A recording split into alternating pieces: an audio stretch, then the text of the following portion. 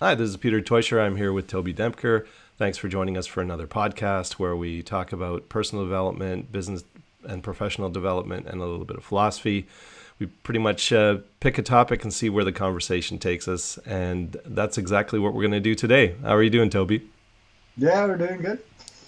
Midst of summer, looking forward to vacations, and yeah, looking forward to a good conversation today. So. Yeah, absolutely. I was thinking of you because somebody had mentioned midsummer's in Sweden, a client of mine actually. So that's the summer solstice, right? So that's around Yeah, the it's always the the Friday, sort of Friday after summer solstice. So it was last Friday. Yeah. yeah.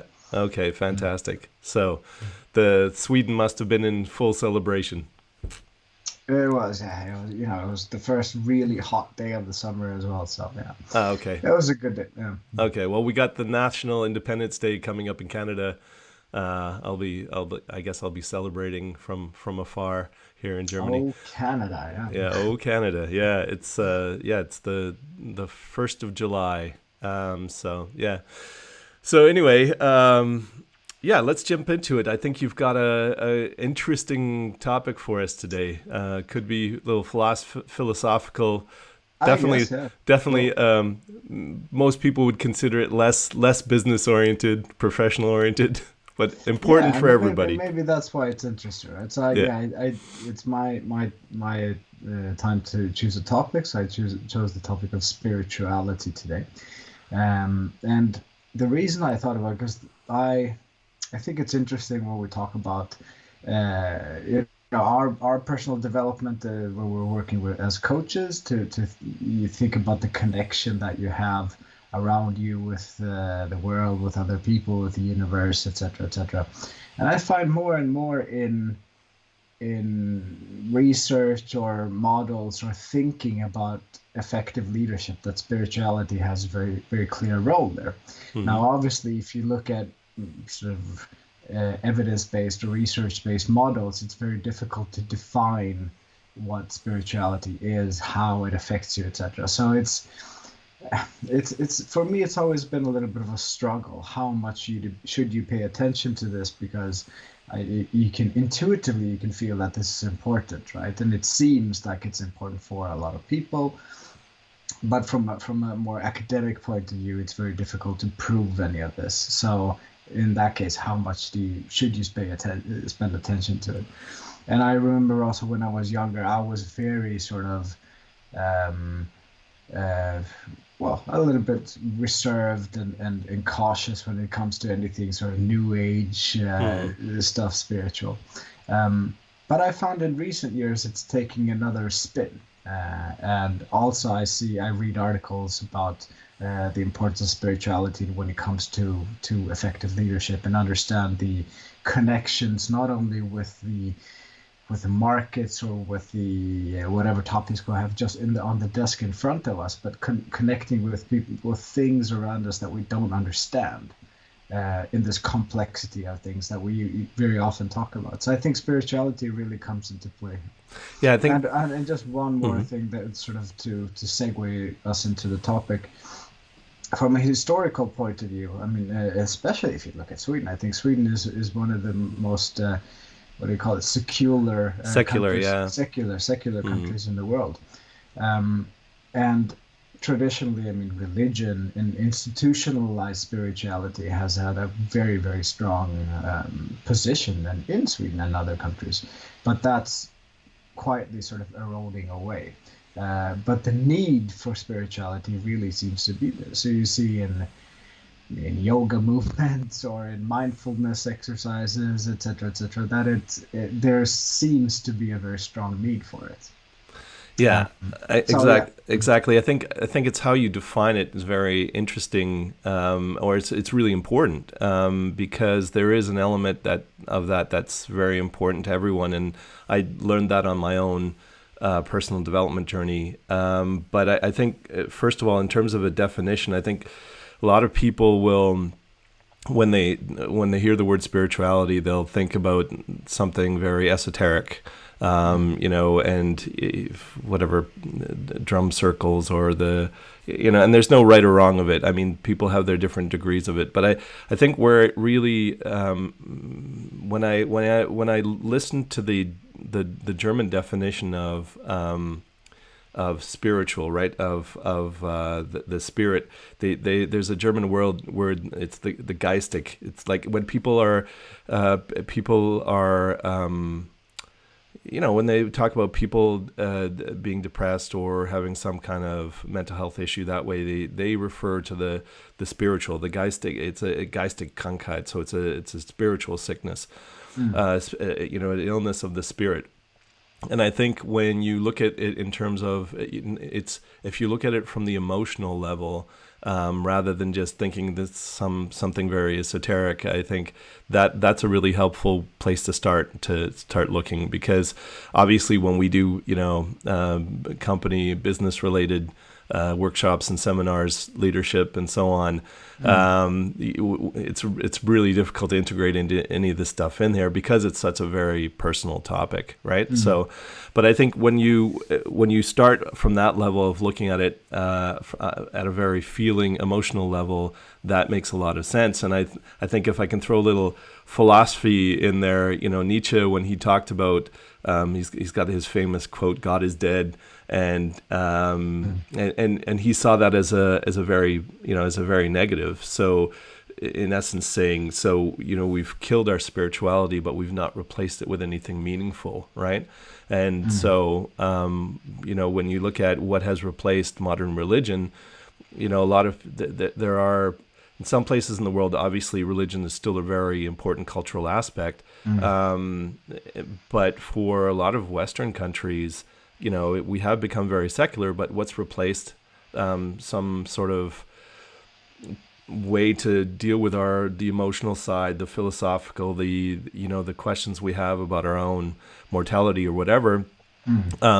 We're really, it's been replaced by things to distract us, consumerism, entertainment. For some people, following their football team is that's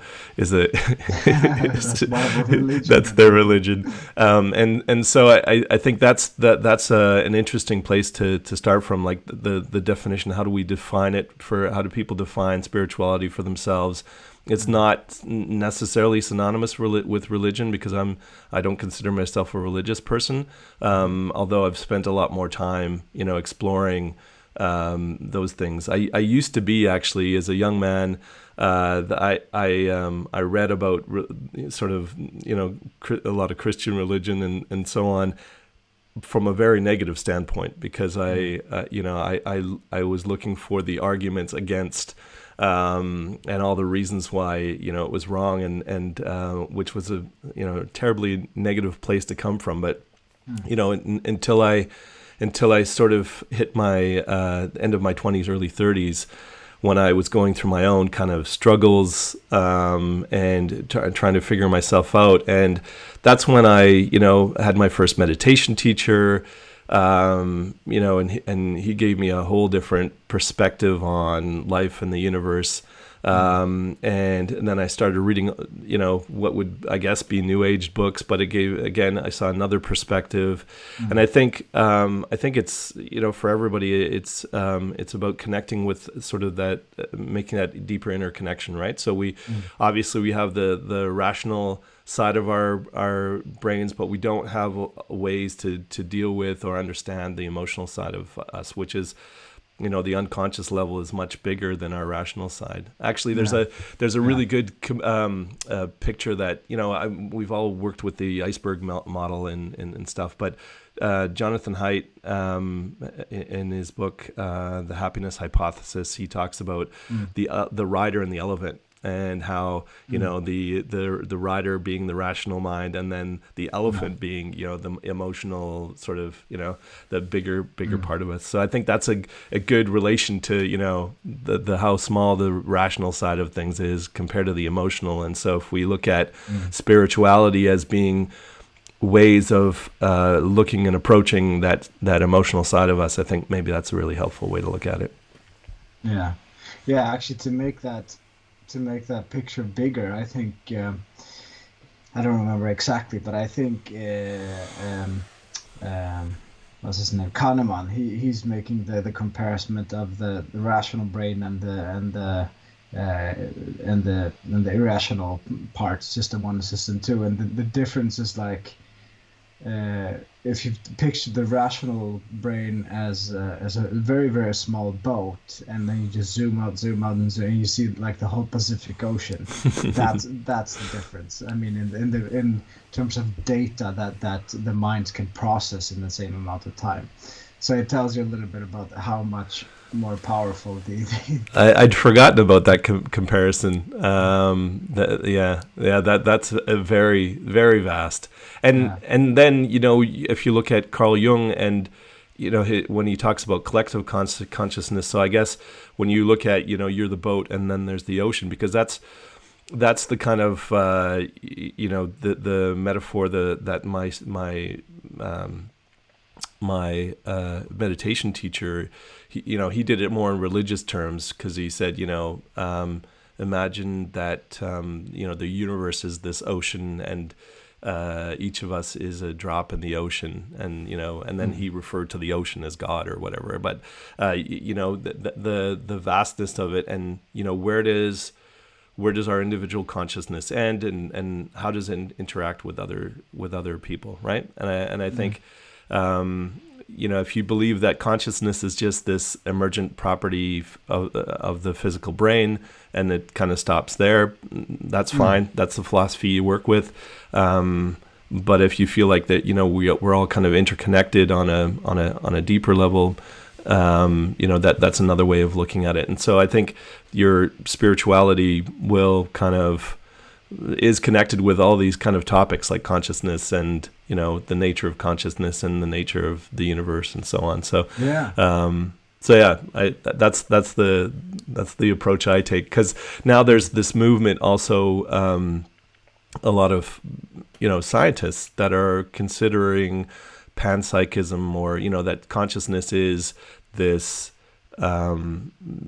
it's this essential attribute of matter. Like, depending on who you talk to, there's everything arises from consciousness, sort of thing. There are those who believe that. There are those who believe that consciousness is inherent, obviously, in different forms, in different forms of matter, and just like our human consciousness is different than that of an insect or whatever. But there's this belief that it's in everything. And if you look at Spinoza, he kind of believed also in that everything, consciousness was nature, and we're just sort of contained within it, contained within the mind of God, as it were. And you connected with beliefs right there, actually, right? So what do you believe? What do you choose to believe? And I think that's also very much connected with, I mean, our beliefs, and in terms of spirituality, it's a very strong connection there. So what do you choose to believe in, and what do you choose not to believe in? And for me, when we're talking about spirituality, it's very much about being open and curious about things that we don't understand, and maybe that we don't believe, and we don't have institutionalized, and looking at these grand philosophical questions that you mentioned about our own mortality, or what's the purpose of our short time on this planet, what are we here to do? But being open to new ideas, new connections, new beliefs, just different concepts of what it might be about, a bit of curiosity there.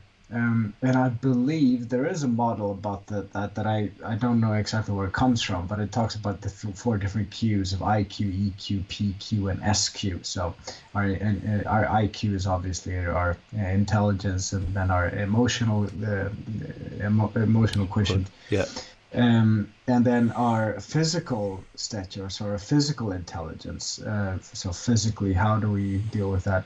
And then there's also the SQ, our spiritual intelligence. So how, to what degree are we able to spend time on these kind of thoughts, ideas, to nurture our our mind and our body, but this is more about the mind then, and to nurture that, so make sure that as a whole we have um, you know a better state of being. So not only taking care about your physical, so your intellect and your relations, but also about that your mind, in terms of how do you deal with the things that you can't find an answer to. And for me, that's very much about the spiritual part. And when I discuss this with people in workshops and leaders, it seems to have a very important part of their being, but also how they take care of themselves and others. And obviously, in leadership development, that's that's a very important part. Thinking about, okay, how can I be in my best state? How can I take care of myself? But then also, how do you actually view your relation with other people? What are your beliefs about that? What do you want, if you're a leader? What do you want to lead towards to?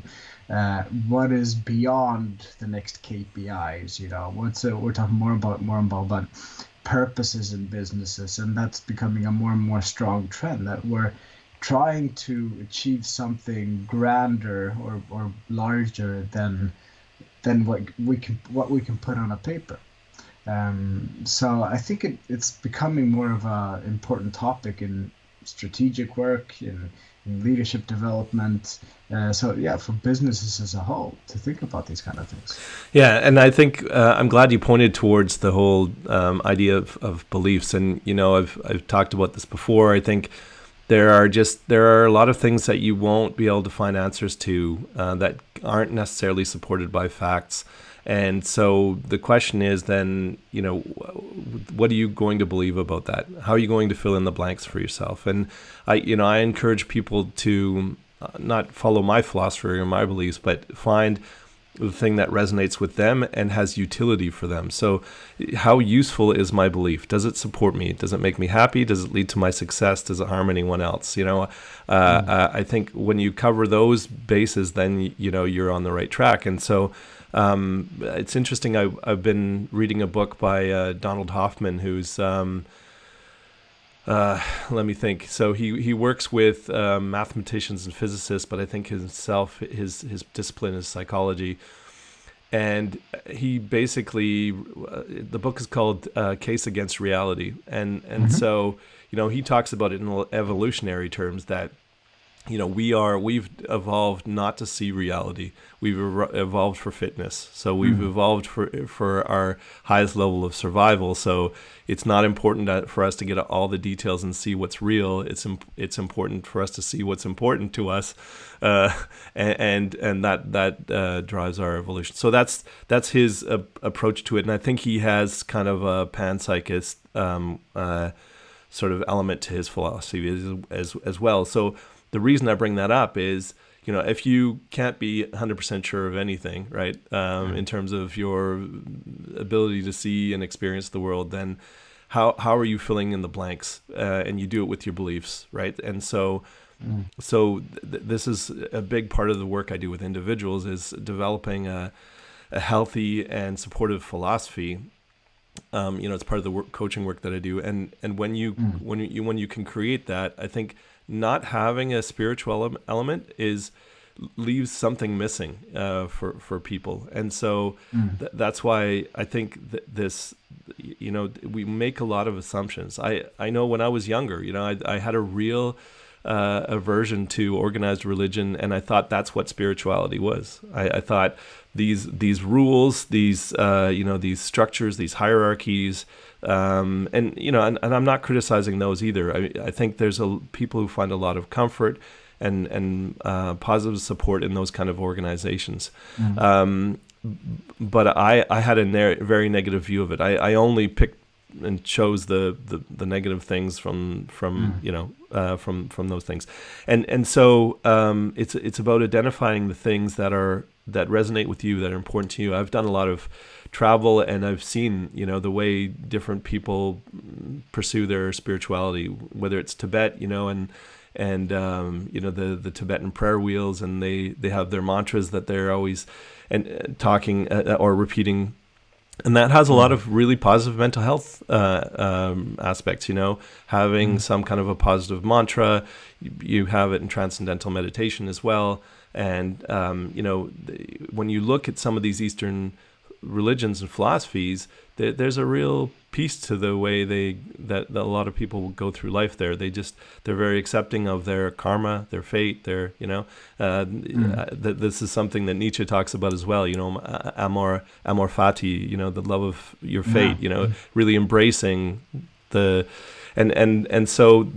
are all things, beliefs and sort of philosophical concepts that I think point towards this idea of spirituality and what does it mean to have a human experience, and what does it mean to deal with sort of the various emotional states we get into, right? That's what spirituality means to you. Do you have any kind of another perspective on how to define it better?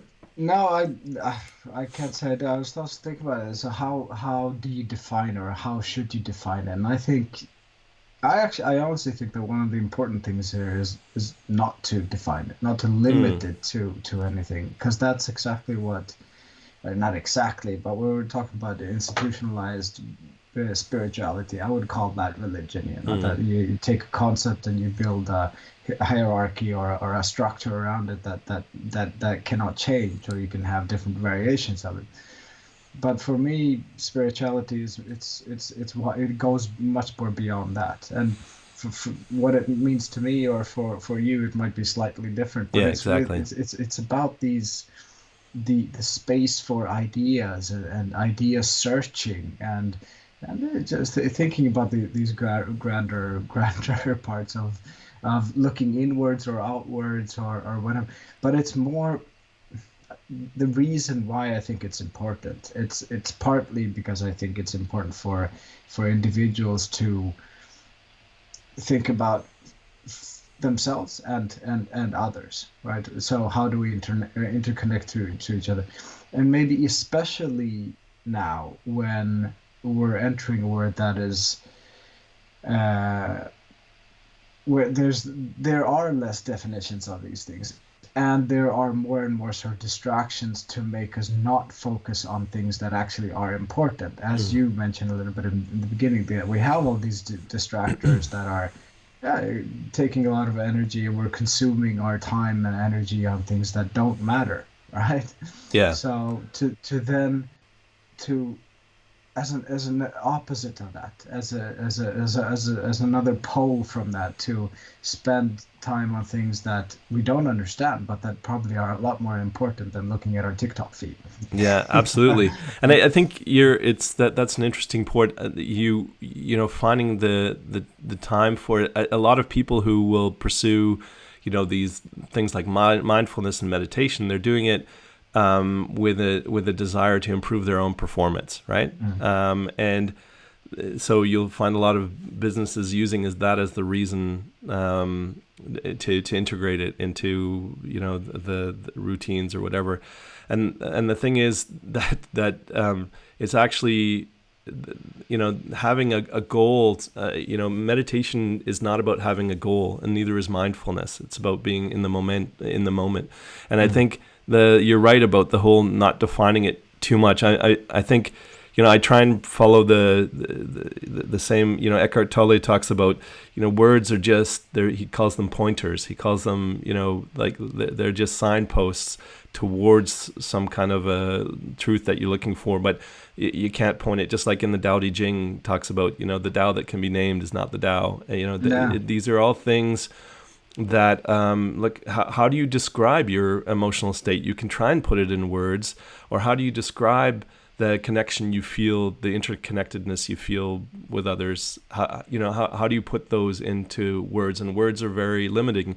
And I think you're right, as you start to define it too rigidly, then just like your Kahneman example, how do you describe that ocean of everything? How do you describe it in emotional terms? And so I think that's a really good point when people are considering this topic, is to, as you say, approach it with curiosity, be aware of the assumptions and biases that you have towards it or against it, and I think then you'll be able to approach it with a much clearer mind. Because really, it's about understand a lot of this process will help you understand yourself better, right? We're very outward focusing, and we respond to the world, and then we make the outside world responsible for how we feel, or and we. I think there's a sense, at least that I had for a lot of years, that it's not. It's a dangerous thing to be looking within, to be looking at yourself. There's a lot of bad stuff in there. There's there's a lot of flaws and issues and so on. And as a result, people avoid kind of really looking within for fear of what they'll find. And this has come out of coaching conversations I've had with people as well.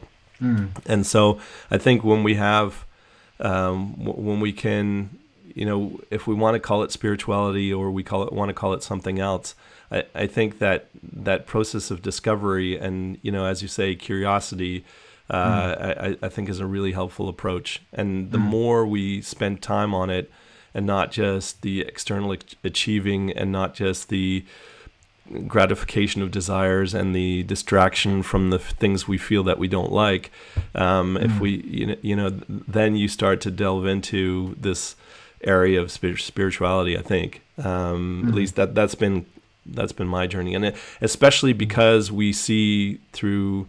I mean, it's been very pronounced since the start of COVID, but I'll even before that, there was I sensed this kind of low level angst, this kind of tension. The pace of life. We've accelerating so quickly. And I have this sense that we've evolved so far. When you look at technologically how far we've come, and with our knowledge, and science has come amazing steps when it comes to human health and neurobiology and all this other stuff. I think we've come so far in our rational understanding of things in science, but I don't think that we've caught up on the emotional side of things. And try to understand that better, or really even spend time looking at it. Well, will we ever? It's the eternal journey. It's a big ocean, obviously. Yeah. Yeah.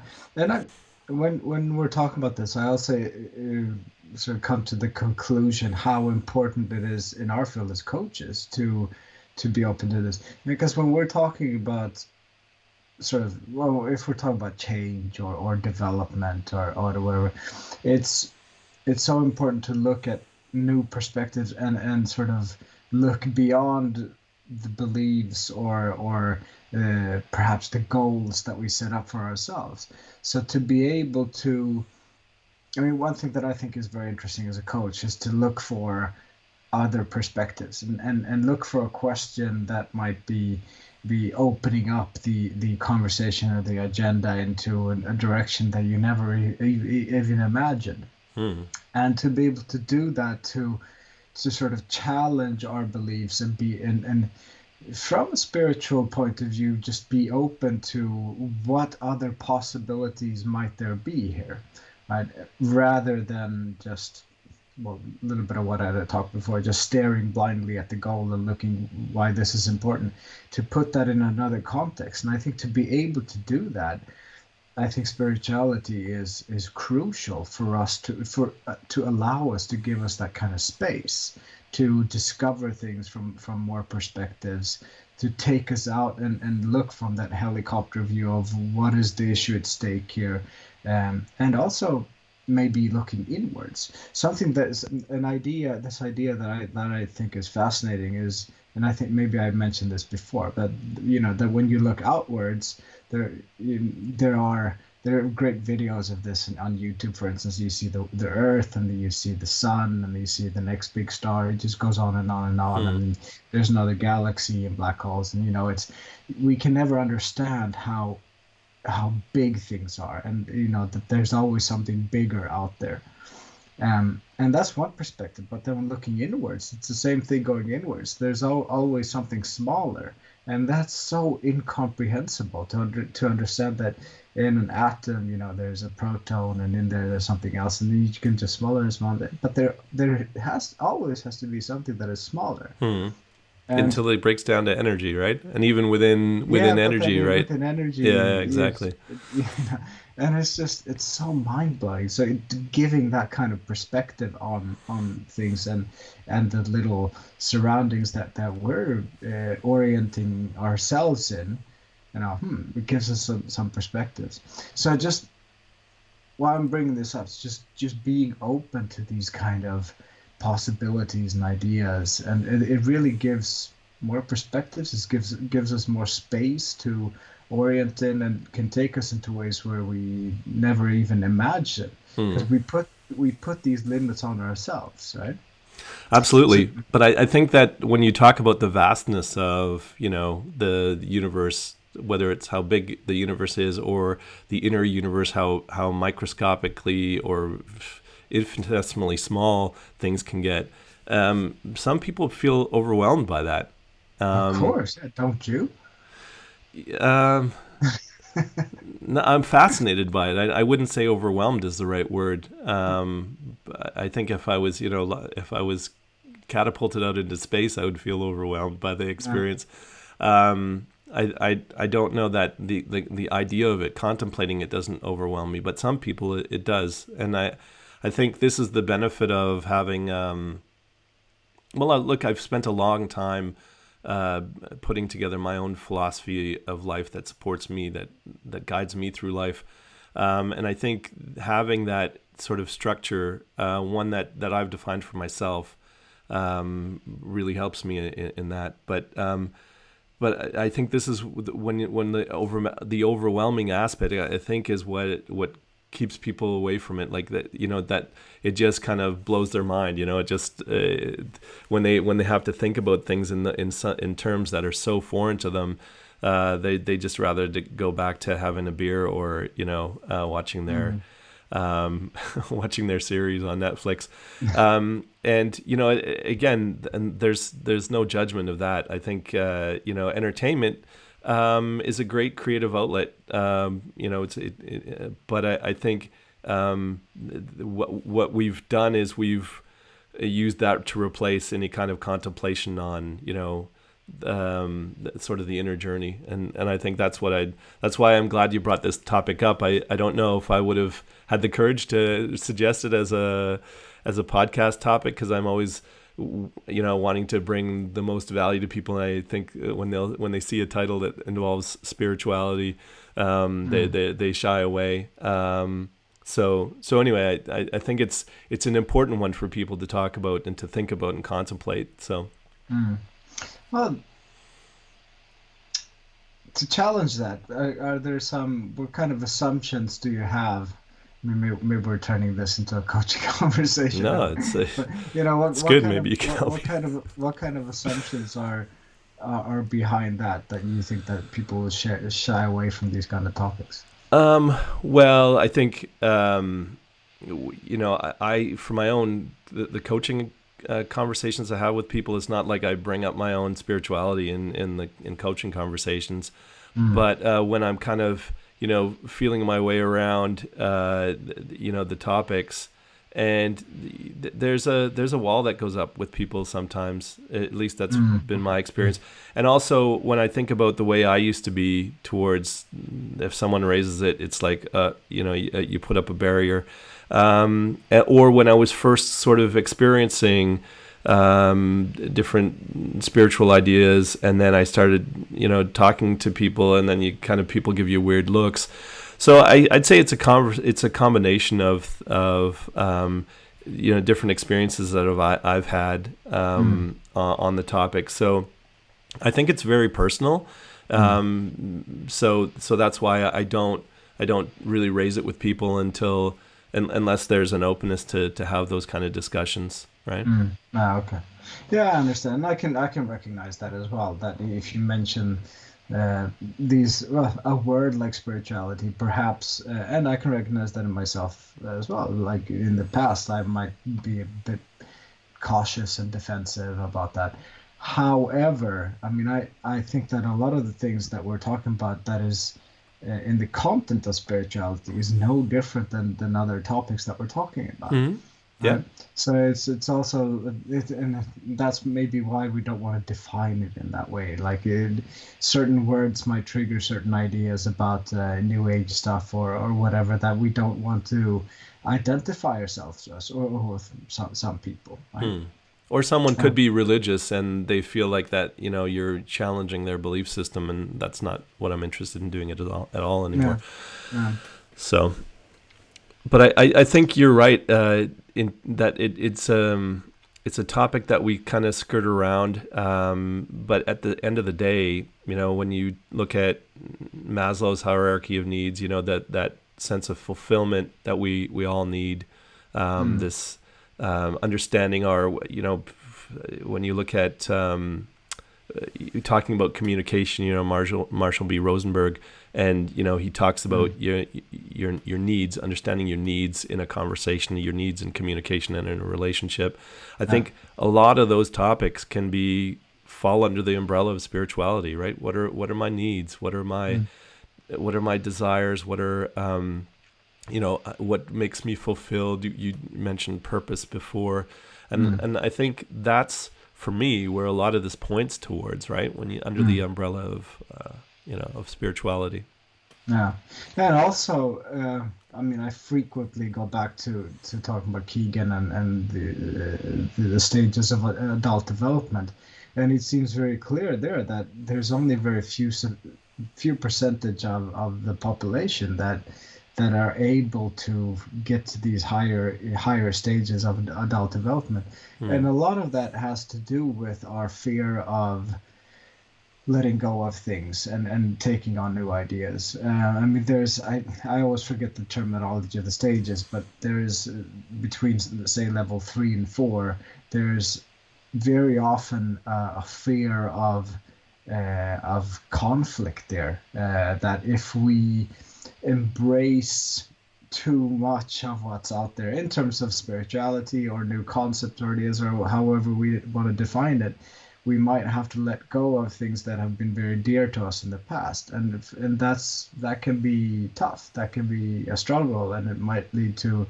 interpersonal conflicts, etc. So we're not willing to go there, right? And so it's not an easy thing. It's not an easy topic to embrace, but I think it's worth contemplating. And then, of course, you do what you want to do with it. But it seems to be for even in terms of the adult development. If we want to be our best selves, or you frequently name this to be the best version of yourself, right?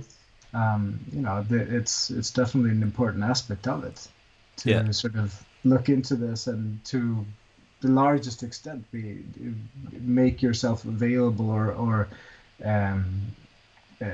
you're possible to embrace these kind of things. Yeah, I think someone, an online personality who does a great job of really being very open and talking about a lot of spiritual topics is Russell Brand, the comedian who does a lot of political commentary, but he's got a few different channels. He does he's also got a spiritual channel. I think he calls it Waking Up or something like that. But or actually, maybe I'm thinking of the Sam Harris book. Anyway, without the title's not coming to me. But he's got a few different channels, and if you look him up under Russell Brand, you'll find him pretty easily. But I think he has a very healthy approach to it. Obviously, he comes from a perspective of being very open about his previous addiction and helping people with substance abuse. And, for him, he believes in a 12-step process. And part of that is, embracing a higher power. And so that's his kind of lens that he sees things through. But has a very open approach. He interviews a lot of people who work on this level of spirituality without being preaching to anyone or telling anyone the way they have to live, but just giving these insights into this level of being, this level of existing. And I think I think that's one that I find really good in terms of modern day. How do you, like you say, how do we define it now, or should we even define it? And we're both kind of in relatively secular countries, and this response to thinking it's some kind of new age religion or whatever. Well, that's missing the point. I think that it's again just pointing towards better understanding your emotional self, understanding ways of managing that, the relationship between the rational, the Kahneman's, the boat in the ocean of consciousness. And I think that the more help we can get on that, and the more we explore it with a lot of curiosity, I think the better we will be. And so I think the first hurdle is getting beyond that sense of overwhelmment. And what if I get lost? What if I open the door? What if it's Pandora's box and then I can't handle it, right? And so you'll find real extremes. You'll find people who are looking for some kind of spiritual healing, and they'll do an ayahuasca trip, or they'll work with psilocybin mushrooms or something like that, which I think for some people probably has a place. I know that people who suffer from PTSD and so on, they're finding new applications for these mushrooms, psychedelic mushrooms. Because we're still trying to, understand this connection between the emotional self and the, our conscious waking state, and so I guess that's the point that I really want to make. It's not something to be afraid of; it's something to be explored. Even though if it feels overwhelming initially, I for myself know that it's led to much better mental health, because as I sort of in my 20s, even back into my childhood. Look, I used to think that if you had to go see a therapist, then you were mentally ill, and for me, mentally ill meant being crazy. It meant being one step removed from being institutionalized, and so obviously I had a very distorted view of what that meant, and it was stigmatized as well. And then having gone to therapy and recognizing that, things that I was experiencing depression from as early as 7 years old, and then getting the tools to deal with all of that. And so within that was also uncovering sort of a spiritual aspect, or my own philosophy around what that meant.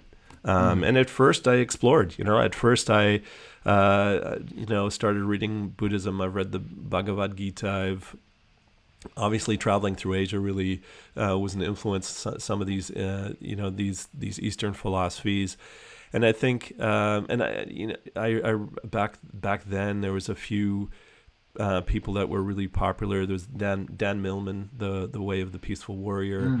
I found really inspirational back then. Wayne Dyer was a guy that really influenced me heavily, and he's a clinical psychologist and wrote some popular books, but also I watched him go through become more and more open about his own spirituality, right? So these are all people that I've looked towards that are actually quite credible people that and I think that's wherever you want to tap into it from. I think these are things that help me then give it a bit more credibility, because I was very skeptical, very it's all about rational. I remember even earlier when I thought about meditation and I saw some TV guru who talked about empty your mind. I'm like, no, I don't want to empty my mind. That's going to make me vulnerable for influence and brainwashing. And so it's funny how we have these distorted sort of understanding of things. And so I think spirituality is along that. So it's funny when I look back at the different ways I've kind of looked at things, from what it means to to have mental health issues to what it means to meditate and all these things. And there was a lot of fear that stigmatized these things for me. And I think until I opened up and became more curious and was willing to sort of experience things, I think that was the big barrier for me. Yeah. Interesting. I think I recognize a lot of what you're saying in myself, and also in people around me. But I mean, good friends of mine and clients and people that I know that have the same kind of experiences. That it's we are a bit cautious, like just thinking about meditation, like Mm. let's meditate. Oh, what? Why should we meditate? What does that mean? Is this a sect? Like, Yeah. but nowadays, I find more and more that people are. You can just take an example. If I'm running a workshop, or actually one of the last workshops that we did, the group put on like we make kind of rules or a contract that we want to things that we want to do and how we want to behave, and they put up that they want to have time for meditation in the workshop. Wow. I didn't decide that at all, but I let it through. But that's interesting, right? For them, it was nice to take that space to just, sort of disconnect from the workplace and whatever.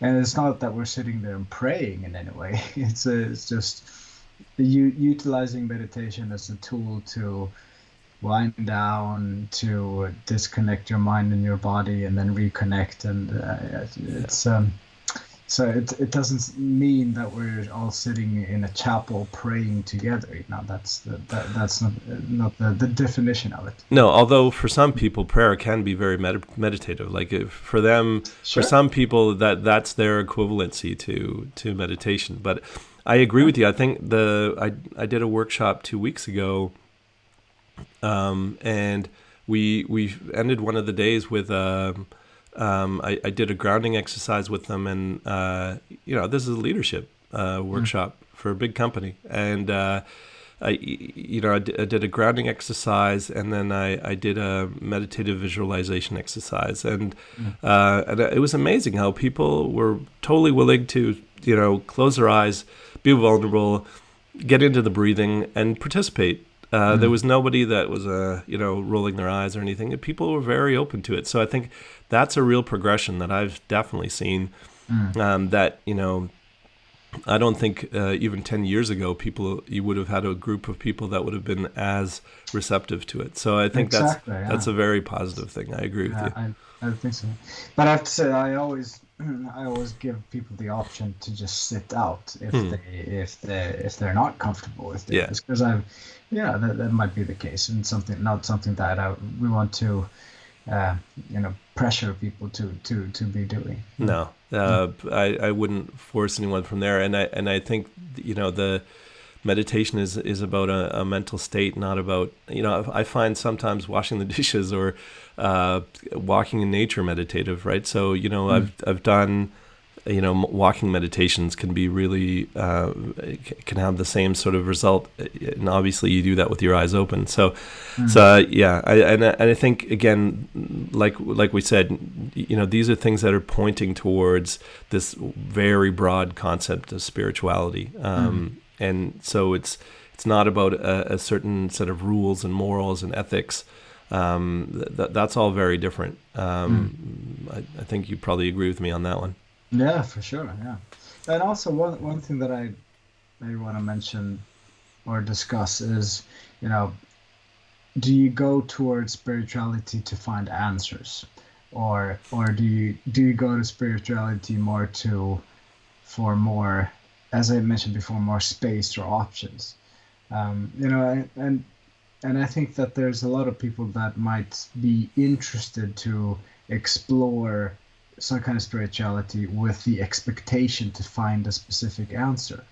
And for me, I think that might be a certain danger in that, to go in with that kind of expectation that if I just try this, then this is going to happen to me. But rather than, I think it would be more fruitful there to have an approach of exploring the space of spirituality with just an open mind. I don't without expectations, but just see what's out there.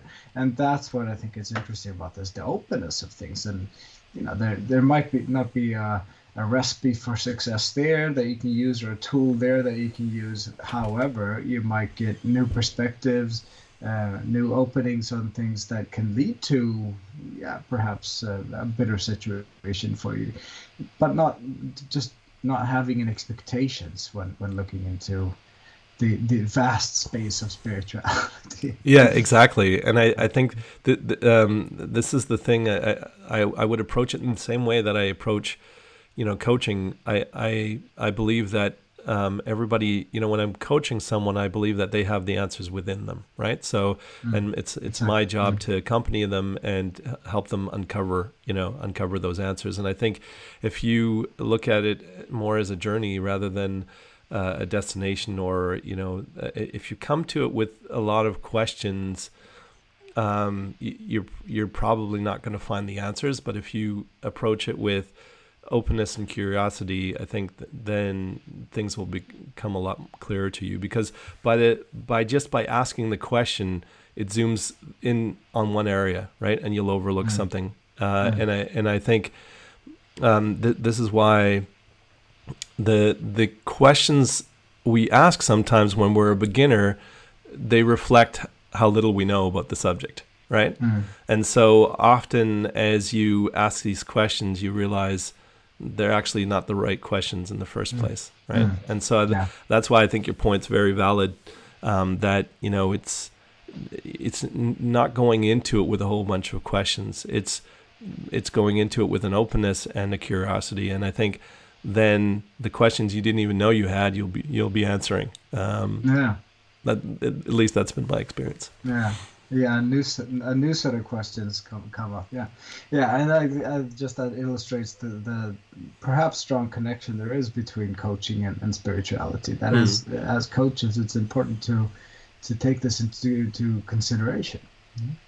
Yeah, I do. I think a lot of it, anything to do with exploring the unconscious and our interaction with human experience, where for me, it's this where the mind is almost this is where the spiritual meets life experience, and it all kind of comes together in our mental processes and in our experiences, inner experience. And so I mean, it's so broad and so vast that where do you even begin to start asking the right questions? Or if you start looking so specifically in one area, you'll overlook things, right? So you can't see the forest for the trees because you're just too zoomed in.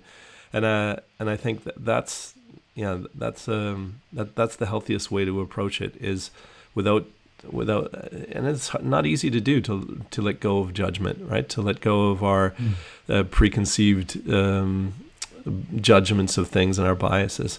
So, but I think if you approach it with less fear and more, there's, I don't think anything that I've experienced there's been anything forced onto me. I was always able to say no to things and chart a new path or to go a different direction. And so I think if you can overcome the fear side of it, of what's within you, there's lots of good stuff in there. So start exploring, and being able to deal with the emotional responses that you have to things, or the confusion or the overwhelmment.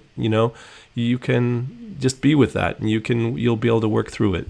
I think that's also an important message. Yeah, this has been fascinating. I feel I have a few ideas already of things that I want to reprioritize a little bit. It's funny when you start talking about spiritual topics, and again, that's the subject I've read a lot about and listened to a lot of speakers and so on. And the last thing I ever want is for people to think I'm some wannabe guru. It's not about that, huh? Exactly. So and look, there are plenty of those out there who want to be the next spiritual teacher, the next guru, the next, and probably from good intentions, but not necessarily the right modality to help everyone, right? No one has the one right way to get through, to understand this better, to get through it. So anyway, I think that's probably a good place to kind of wrap it up. But I'm glad you raised it as a topic again. I had my own probably biases or assumptions about how open people would be to having listened to a conversation about this. And because I think we I think there's a lot of great things that we talk about from a coaching perspective and a development perspective that relate more to psychology than people may associate them with spirituality. But I think spirituality actually resides within all of that, whether you want to call it that or not. Yeah. Yes, it's. I mean, sometimes we get caught in definitions, and we sort of define things and put it in pockets or whatever that, and then we can't prioritize where it should be. But it all goes together, and we're all thinking about it, these kind of questions. So it's a matter of definition. Yeah, absolutely. So I think maybe the best thing to leave people with today is get curious about spirituality, and then maybe you'll be able to get beyond any kind of biases or assumptions you've made about it. It means something much deeper than sort of some of the dogmatic or esoteric stuff that I think a lot of people have heard. And I'm drawn to the picture of Yoda behind you there, the spiritual master. So, all right, good. Well, we'll leave it there, Toby. Thanks for the conversation. Thanks for bringing up a great topic. I'll start getting my head working on our next topic, or maybe it'll just emerge in me after this great conversation. I'm sure it will. All right. All right. Okay, Thanks, everyone. Thanks for listening. Be well. We'll speak to you next time. Bye-bye. Bye.